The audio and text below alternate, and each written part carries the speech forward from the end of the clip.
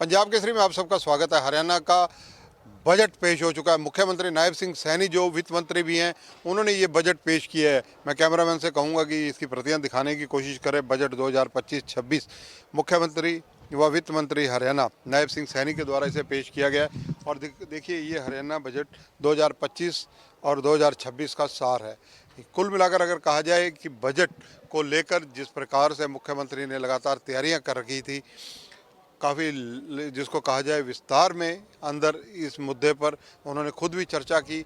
अलग अलग वर्गों से, अलग अलग लोगों से जो समीक्षा की गई, उस सब को इसमें पिरोने की कोशिश की गई है। विधानसभा पर इस वक्त हम मौजूद हैं। हरियाणा विधानसभा में जो बजट पेश किया गया, अगर उसका जिक्र किया जाए तो ये 79 पेजेस यानी 79 पेज का ये बजट रहा। सबसे अगर इसमें जिक्र किया जाए प्रमुख चीज़ों का, तो इसमें राज्य में 5 जो विश्वविद्यालय हैं उनका जिक्र किया गया। महर्षि दयानंद विश्वविद्यालय, चौधरी चरण सिंह विश्वविद्यालय, गुरु जम्बेश्वर विज्ञान एवं प्रौद्योगिक विश्वविद्यालय, कुरुक्षेत्र विश्वविद्यालय व इंदिरा गांधी विश्वविद्यालय रेवाड़ी में नए खेल उत्कृष्टता केंद्र खोले जाने के ऊपर चर्चा की गई। इसी प्रकार से वर्ष 2036 में होने वाले ओलंपिक खेलों में हरियाणा के खिलाड़ियों के लिए कम से कम 36 मेडल लाने के लक्ष्य से मिशन ओलंपिक 2036 विजय भव योजना का आरंभ किया गया, जिसके तहत 20 करोड़ रुपए का प्रावधान किया गया है। इस तरह की अन्य कई चीज़ें बजट में देखने को मिली हैं। वित्तीय वर्ष 2025-26 में हाउसिंग बोर्ड का विलय हरियाणा शहरी विकास प्राधिकरण के तहत किया गया है। मुख्यमंत्री ने वित्त मंत्री के रूप में बजट जब अंदर प्रस्तावित बजट जो पेश किया, उसमें डबल इंजन की सरकार के जो लाभ हैं उनको ऐसे समझा जा सकता है के बारे में बताया कि मुख्यमंत्री शहरी आवास योजना और मुख्यमंत्री ग्रामीण आवास योजना 2002+0 को क्रमशः प्रधानमंत्री आवास योजना शहरी तथा प्रधानमंत्री आवास योजना ग्रामीण के साथ मिलकर क्रियान्वयन किया जा रहा है। इससे लाभार्थियों को ग्रामों में 50 वर्ग गज और दूसरे गांवों में 100 वर्ग गज के प्लाट हरियाणा सरकार द्वारा इन पर निर्माण लागत की सहायता केंद्र सरकार द्वारा दिलवाई जा रही है। कई चीज़ें बजट में आई हैं।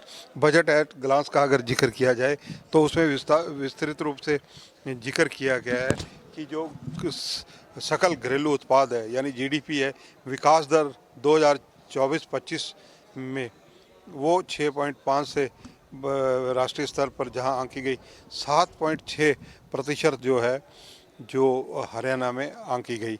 इसी प्रकार प्रति व्यक्ति आय यानी पर कैपिटा इनकम का जिक्र किया गया है। उसमें अगर जिक्र किया जाए तो विस्तार में इस पर कई चीज़ें अंकलित की गई हैं।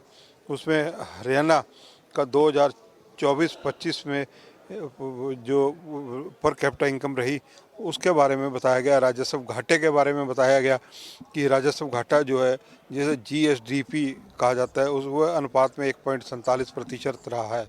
इसी प्रकार से कुल बजट का अनुपात जो है 2024-25 का, उसका जिक्र किया गया। राजकीय घाटे की जो अनुमेय सीमा है उसका जिक्र किया गया। अगर कहा जाए बागवानी हो, कोई फील्ड हो, परिवहन हो, शिक्षा हो, चिकित्सा हो, टूरिज़्म हो, सब पर विशेष ध्यान दिया गया।